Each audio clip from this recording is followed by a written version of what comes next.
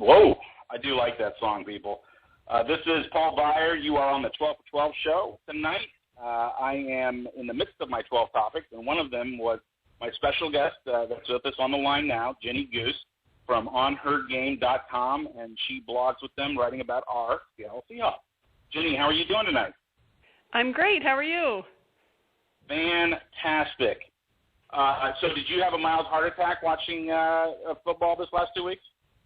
Oh, the last 2 weeks. They've been really bad for my blood pressure, I must say. These have been rough. I was thinking today the Seahawks record of 8-1 is a lot like my college transcript. It looks really good on paper, but, man, there's some rough patches in there. Wow. Rough. Well, thank God not everything in college goes on paper, right? Right, yes. So, yeah, these last couple games, boy, it's been a big change. I mean, luckily they came out with 2 wins, but it didn't look like it there at the beginning.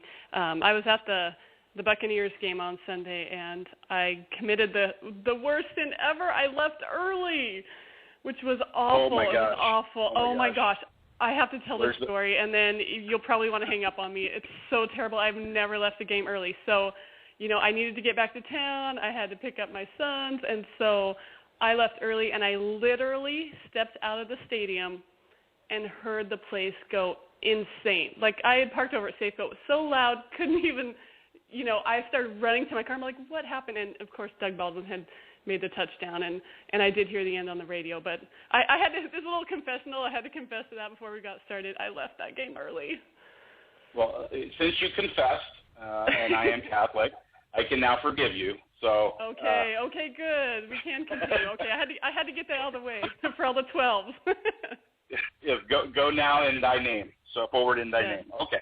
All right. So Jenny, before we get into talking a little bit more about that game in particular, why don't you share with the 12s and 12th man and our listening audience a little bit about yourself and talk a little bit about the On Her Game blog and what your contribution is there going forward. Yeah, absolutely.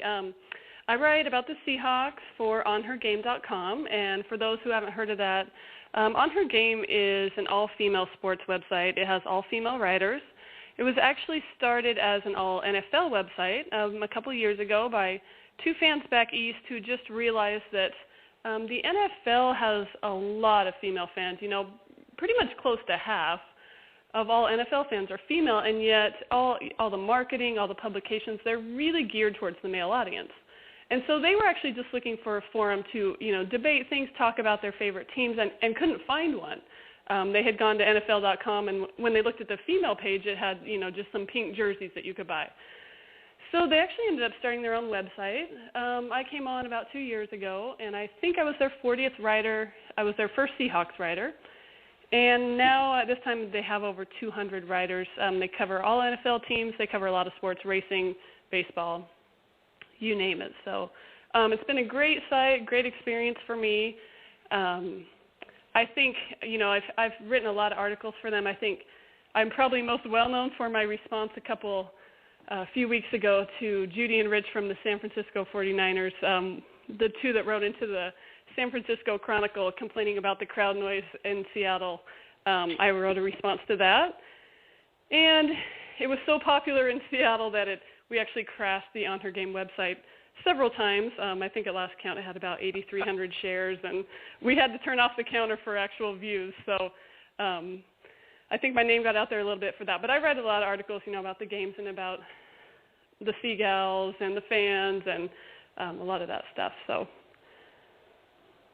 Well, I can tell you, I appreciate it. I remember seeing that very response, and that was a very interesting time where obviously the Seahawks, with fans and players, I'm sure everybody just was so high after that game, and I can definitely tell you from the 49ers I know, they were not very high at all. In fact, they were in the doldrums, and they went ahead and lost to Indianapolis the next week at home. So the next thing I was thinking about is your writing.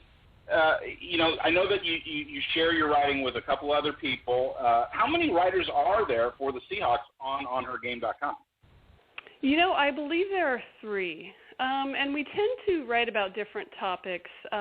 I don't tend to do a lot of game recaps or key matchups. We have a writer who's really good at that. I tend to write I'm more people-focused. I've done an article about one of the Seagulls, Alicia, who's also in the military. I did an article and an interview with her. I do some video blogs. Yeah, I do some video blogs where we shoot some video up in Seattle on game day and put those together. I did an interview with Tracy Williams, who was one of the co-founders of the military Seahawkers. Really, really interesting lady. So I tend to focus more on the people. And I also like to, last year I did an article, it was called The Girlfriend's Guide to the Seattle Seahawks. And one thing I'm really interested in, I feel a lot of women want to watch football and they want to like football, but they're for some reason intimidated. And maybe it's because as a woman you've never played football and you don't know all the rules. So I like to write articles that teach them a little bit about the players, teach them, just enough to enjoy the game, have a good time. And to me, the biggest compliment is I've had lots of ladies tell me, I never watched the Seahawks before you made me like football. I watch them now. I know who they are. So that's what I focus on. I think it's what you just said in your previous question answer. It made me think, NFL.com and that, especially their shop store that's online, they have that whole new bring out of gear just tailored for women. I remember them not having that prior, and it's really something that's come on over the last, I guess, couple of years. I'm sure as a fan of not only the NFL but the Seahawks, that helps their bottom line. Do you feel like a lot of the women, I see obviously women I see going to the games, they're all geared up, but how does it make them feel as women knowing that the NFL is definitely appreciating them? I think women love that. And I think there was, for a long time, I think the women were kind of the forgotten fans. But in the last 2 years, and I've noticed it especially since I began writing for On Her Game, there's really been a big shift. And I think it's been a conscious shift by the NFL to really, get more. For the longest time, if you went to buy a women's jersey, you literally had to order it online. Even, I live near Olympia, Washington, and they might have one or two in our local store, and they would have, 50 men's jerseys. But you go in now, and there's a lot of merchandise geared towards women. There's a lot more in advertisements geared towards women if you watch now during football games. There's been a big shift, and I really think it's been conscious. I think they finally caught on that, look, even though men are the ones that play football, women are watching, and women are the ones that go out and buy a lot of the merchandise. So you really want to have something out there for them and focus on them. And you go to a Seahawks game, there's a lot of women there. It's not just men sitting in the stands. So I think it's been great, actually. So your experience as a 12, obviously you're a Seahawks fan, but I think when we use the term 12th man, 12th lady, I think what's not used enough is 12th lady, by the way, so maybe I'll get some points there. But I guess my question has to do with the uniqueness of being a 12 in this community. How do you see that symbiotic relationship? I think I'm very lucky to be a woman NFL fan in Seattle. Just from the writers I've talked to, there really is, in some areas, women still get a little flack about being a football fan and about, putting themselves out there that they know something about football. That, there still is a little bit of that, oh, yeah, you're a girl, how much could you know?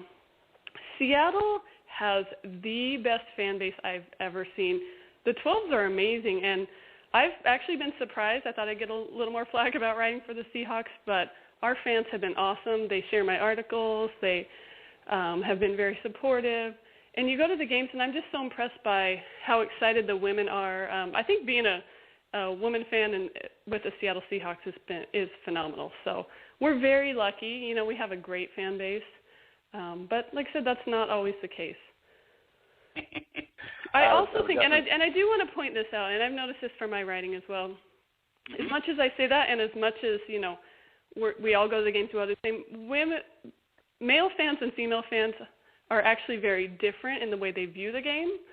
And I've found this a lot from my writing, not only from what I'm attracted to writing about, but once I see, which of my articles are the most popular, men like to look at statistics. If I ask a male, who's your favorite player, they might say Russell Wilson, Richard Sherman, and they'll back it up with stats. This is why. This is what they overcame. These are their stats. Here's what we did against this team. They'll generally look to the last game we played and how well they did. Women, and you'll see this in my article I'm going to publish tonight because I asked this very question, women will say, I like Russell Wilson because he goes to Children's Hospital every Tuesday. I like Richard Sherman because he has the blanket, foundation. Women are very different. They're very much more geared into the person and not the statistical person on the field, the person off the field. So it's just kind of interesting to see that phenomenon. What you just said about Russell Wilson couldn't be more correct. When I learned that he did that, going there every Tuesday to Children's Hospital, and the fact that he didn't make a big deal about it. It was never something he shared openly with people. It was something that, I believe ESPN kind of found out about it when they were doing a promo piece on him. And it just makes you think, it reaffirms how good of a person he is. And what that does when you're a leader in the NFL, leading by example, I guess. And as a man, I see that being so valuable, not only to this team, but also to the community. And it's a rallying point for everybody, in my opinion. I think what you just said, I really appreciate hearing that perspective, because I don't think it's talked about enough that it is these off-the-field things that can ultimately make the difference in how these people are perceived. And I kind of, I guess, I don't know if I have a feminine side in me, but I see that part being valuable as well, not just the stat. Right, and I think what you touched on is key, and I'd also like to just point out one other fact, too, is a lot of the fans are parents, and a lot of us take our kids to the game. I usually take my youngest son to the game because he's the biggest Seahawks fan in the household, so he goes with me a lot. It's important to me that the people we cheer for are a good role model, and I know for years NFL players got a bad rap, and there was a few bad apples, but we're very fortunate that our team, we have a really good group of guys as far as just being charitable and good people. And, I even met Richard Sherman's parents at the last game, and they're even his parents are just amazing people. So it's nice for me if I'm going to put this, time and energy and take my kids to something that they actually do have good role models to look up to. Yeah, if I remember correctly, his mom is a social worker, and his dad still picks up the garbage every morning starting at 4:30 or something like that. Isn't that great? I just love his story. It's great. Really is awesome. Okay, well, I guess the next thing, I want to talk a little bit about the game with you and kind of get your feedback. But before that,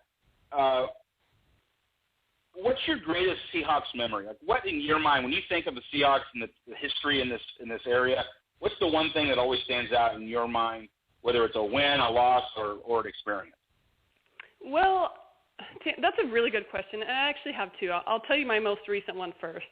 My most recent Seahawks memory that I will never forget is when Tony Romo bobbled the snap on that field goal. I don't even remember how much money I paid for tickets. I did not have season tickets at the time. I bought a ticket online. The only ticket I could get was a standing room only, which you basically stand in a square. And when the game started, I thought, oh, great, I have to stand in the square the whole game. That game was so good, and the ending was so great. The last thing I remember from that game is some random stranger coming up and picking me up and, twirling me around.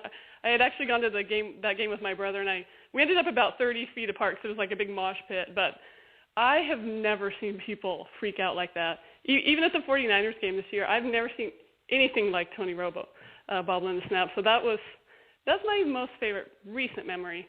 As far as overall, and people ask me this a lot, they're like, why are you so fanatical about the Seahawks? I actually grew up watching the Seahawks. My dad introduced me to that, and so my very favorite memories are just sitting with him, watching the Steve Largent catch pass after pass, and those were the days of Dave Craig and Jim Zorn. Those are definitely my favorite Seahawks memories, and, he's no longer with me, but something I'll always cherish. And I actually, when Steve Largent raised the 12th man flag at the Bucs game, that was pretty awesome for me. So couldn't agree with you more there. A funny side note story of that Tony Romo fumble. Three things happened that I think are absolutely hysterical about that for me, my experience. First one was I was called literally after all my friends had gone down to set up a huge tailgater. I didn't have a ticket to the game. They called me and said, hey, one of our friends has an extra ticket. Do you want to come? I'm like, I'm on my way. And they said, yeah, we've already got a spot saved for you in the tailgater area. That's because someone else didn't come. And so I'm like on my way. And they're like, oh, by the way, could you bring a TV? And I'm like, done. I've got a TV in my garage. So I run down there. I'm playing Iron Maiden. I pull into the parking lot thinking I'm the super cool guy. I park. Everyone's like freaking out. Of course, they've already been there for, hours. And I literally turned to say, don't open the back yet. But my music was so loud because I was rocking out. They didn't hear me, and they opened up the back lift of my Escalade, and what happens? TV falls right out on its face. Oh, no. So that's how my day started. The second part of it, which I thought was so funny, was that the person I was sitting with, she had a friend there, and she's like, would you mind switching seats in the middle of the game with her friend? And I'm like, that's fine with me. Whatever you guys, it's your seats. I'll sit wherever. And it turned out that I went from club seats for the first half. In the second half, I sat in the the name of those seats. Not the club seats, but they're the ones that they've owned forever. The charter seats. Yes. So I went from club seats to charter seats, and my charter seats were right on the 15-yard line in that north end zone. So I saw literally right almost parallel with Tony Romo when he dropped it. And I've never heard noise like that in the stadium ever. And I've been to a lot of Seahawks games, playoff games, and I've never heard anything quite like that. So it was obviously a unique experience. I agree. I mean, I didn't have as good of a view from my painted square, but that was something. It was amazing. That is awesome. Yeah. Oh boy. Okay, so let's go ahead and talk the Bucs game. We're kind of going a little long, but that's okay. We got plenty of time. And thanks again, Jenny, for being here and sharing your perspective and on her game, the blog as well. I want to give you a little time to talk about that as well. But anyway, the Bucs game. Just kind of give me your general thought analysis. I know we're not necessarily getting into all the stats, but what did you think was a good thing that maybe came out of the game, and what do you think are some of the negatives? Okay, well, let's start with the good. And I already did confess that I left early, which is a little black mark on me, but you're forgiven. You're forgiven. Don't worry. I think it's good to have a little bit of a rough patch in the season, and I'm really glad that that's happening now. We have a great team. We have a ton of potential, and we know that we started off red hot, but that's going to fizzle a little bit. That's just kind of nature. I'm glad it's happening now, and I hope that it just, goes back on the upswing, and then by the time we hit the playoffs, we have a healthy O-line, we have Percy Harvin, we have, everything working as it should be at that time of the season, because right now we can handle it. The thing that bothers me about not only the Bucs game but the Rams game is I feel sometimes, and I think there's a psychology to this, that we play to the level of the team. So if we perceive a team to not be that good, that we come out and we play to that level. And the weird thing with the Bucs game is I even noticed it with the crowd. If that had been San Francisco or the Saints, we would not have come out and played like that. We just wouldn't have. The crowd would have been louder. They would have been more excited. They were loud, but they were just more subdued. I think everyone expected, we're playing an 0-7 team. We're just going to mow right over them and move on. And we're completely shocked, honestly, when that didn't happen. So my fear is that that's what's happening, is we're kind of playing to the other team's perceived level, and the last couple teams have surprised us. So that's my take on those. But luckily, like I said, they came out a win. I just hope we have a little upswing in the momentum. I agree with the thought of going through adversity, not only in sports but also in life. I think it builds so much in the way of character, and I think your analysis is right on when it comes to the fact that they're going through this patch here, kind of right in the middle of the season, but they're still winning, and it's teaching them the lesson that you can't, like you said, play down to the level of your opponent. And it's hopefully, and I use the word hopefully because I do feel that this team is so special, magical. I've been using that's kind of my big theme tonight. But I think that it's going to teach them the lesson they need to know to play at that high, consistent level, especially with Week 13 and Week 14 looming. Not that this week isn't not important, but when we get healthy and we have everybody back for those games. Right. Well, Jenny, again, thank you so much for being here. I want to ask, I've talked to you a little bit about the website and On Her Game and your blog, but, I know you mentioned you got another piece coming out here. You're going to be publishing tonight, but why don't you give everybody, the audience here, your social information, where they can find you, where they can follow you, get more information about On Her Game, and so forth. Yes, of course you can see my articles on onhergame.com as well. I always put a link to my articles on Twitter, and my handle is at JenGoos44, and that's GOOS. And I will actually be publishing an article probably tonight. I like to write a lot about the fans, and I have another fan article coming out about two of our Super Lady fans, so watch for that as well. That is awesome. Well, I will invite you if you want. I don't know if you have a little bit more time, but I do have a lot more topics to get to. I'm running a little over, but I do have some more topics to get to. And if you want to stick around here for maybe a couple, we can kind of go back and forth on them. Would you like to stick around? That would be great. Okay. Well, why don't we just go? We'll push right into it. And the next thing I want to talk about is Pete Carroll. Okay, and this mantra and this thought that I'm kind of again talking about tonight, which is believing in magic. Obviously, we talk magic doesn't really exist, right? But there is something about synergy and people kind of all getting on the same wavelength, and I feel that this team and especially this community has that right now. I compared it earlier to the '95 Mariners season, especially that end of that season and that unbelievable series here at home with the Yankees where we swept them to go to the ALCS. Do you believe in magic, I guess? And on top of that, do you feel that this team kind of has that special characteristic about it? Well, first I'll start by saying I absolutely believe in magic, and I think there's just something in the air this year, and I think everybody's felt this since, midsummer, that there's something special, there's something different about this team. I am a big Pete Carroll fan, and I love the energy he brings to the team, that college background. He likes young, energetic players. But I have to say that I think a lot of the energy and the focus and the magic of this team lies in Russell Wilson. I have never seen a quarterback play like him. He has a calmness and a way to overcome. I mean, look at the last couple of games. We were down 21-0 to the Bucs. We were down to the Rams. He just has this calmness that seems to come over him, and he's able to lead the team out of that. That, to me, is key because those situations are going to happen. They're going to happen in the playoffs. They're going to happen in the season. And so we have a ton of potential on our team, and I think with Russell Wilson as quarterback that something very magical is going to happen this season. I think it comes from his history as a child and his interactions with his father. He lost him, when he was in high school. I think there's something about that because, and I'm not saying it makes you grow up sooner, but it makes you realize that you're the one in power and that you have to be the one that makes the difference. And he was taught a lesson, and when I mean Russell Wilson, somewhere early in life that just it stuck with him because it almost sounds cornbally when you listen to him. I mean, his cliche-ridden interviews, I love them at the same time because you see the guy really believes what he's saying.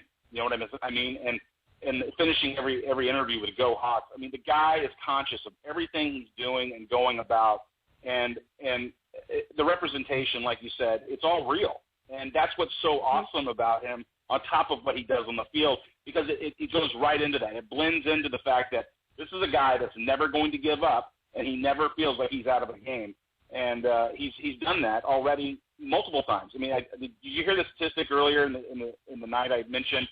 He's him and Andrew Luck are the only two quarterbacks since 2001 that based on statistical data and basically projections of different times in games. They're the only two quarterbacks in the second quarter to have a 95% chance of losing based on their current situation and come back and still won the game. Think about that. That's amazing. Yeah, that's amazing. And Andrew Luck did it this last weekend in that game with the Texans. Well, that's the only time he's ever done it. Russell Wilson's done it twice. Wow. He really is amazing. And I have to say, on a personal note, as someone who's also lost my father, whenever he points to the sky, it's just so cool to me. I just think he's amazing. And he's doing that because he believes it. You know what I'm saying? Absolutely. We're in good hands. And not with Allstate, but with Russell Wilson. Okay. Right. Let's go ahead and do one more. And the next topic I wanted to talk about was the 8-1, and what does it mean to you? And I guess I'll just leave that question right out to you. What does 8-1 mean to you? From the past, present, and going forward. You mean besides hopefully home field advantage? Well, that's the down the line thought. Right. I know. 8-1 to me is big. 8-1, that's big. That's the best start we've ever had. That being said, we got a lot of games left. So I'm excited about 8-1. Don't get me wrong. But I just don't want to, put too much emphasis on that. We have a lot to play. We have some good teams coming up. So I'm excited about it, but I'm really excited to see how they perform against the 49ers, in San Francisco, against the Saints on Monday night, see how those games go. Yeah, it's funny. When I was writing my notes for tonight's show, and I wrote this question down, I said, okay, what do I think of 8-1? And I put this out there like, oh, now I've got to answer it, And the first thing I wrote down was 9 weeks closer to the playoffs. Right. So, it's exactly what you said. And also Pete's mantra of going 1-0 and every week is a championship week. It doesn't behoove us as 12s or 12th men and ladies to immediately start thinking, oh, okay, well, it's already decided. We've already won. I remember, and I grew up in Oklahoma. I don't know if you remember that or I mentioned that to you, but I grew up in Oklahoma, and as a young kid, I was a Dallas Cowboys fan. Now, you say, how did I change? Well, I moved here when I was 12, and my parents were from Texas. You can already see, deep-rooted Southern roots. Everyone's a Cowboys fan down there. But I hated Jerry Jones. When he bought and fired Tom Landry, I immediately switched allegiance, and I was in 6th grade, so I can honestly tell you that's what happened. But what I remember is 1983. Again, this is like my first real true memories of watching the NFL and being a fan as a young child. But they started that season 7-0, okay? But I did not feel like they were any good. It's like everyone watched them like they were barely holding on to games. Well, they ended up going 12-4 and losing in the first round of the playoffs. They didn't even win they didn't even win their division. The Redskins won it. That was the season they went and played the Raiders. But what I remember about it was we felt like, oh, they're just winning by a couple of points, or they just didn't feel solid. But this team is completely different. They're 8-1. Obviously, we've talked about that, but it's a completely different mentality. Even though we've had these 2 games where we all kind of feel they should have blown them out, it's still the NFL. It's still difficult to win in the NFL. And with all the issues, injuries, massive amounts of injuries, teams do not, in this league, lose their 2 starting tackles and go basically, 4-1, or 5, it's been 2 games. So they've gone 6-1 since losing their starting 2 tackles. That does not happen in the NFL. This team's been able to deal with that adversity, persevere through it, and that has to be recognized. It's not like other scenarios where teams have gone, how do I say, loosely. I don't want to say about the Chiefs. I feel like the Chiefs are a good team. I don't think they're the best team at 9-0, but regardless, it's hard to win in this league, and people need to realize that you can't blow everybody out, 55-6. Well, I'm going to end it there, Jenny. Thank you so much. I got a couple more topics to get to tonight, and I really appreciate you spending the time. At some point in time, maybe come back and we'll do this again. Sounds great. Thank you so much for having me.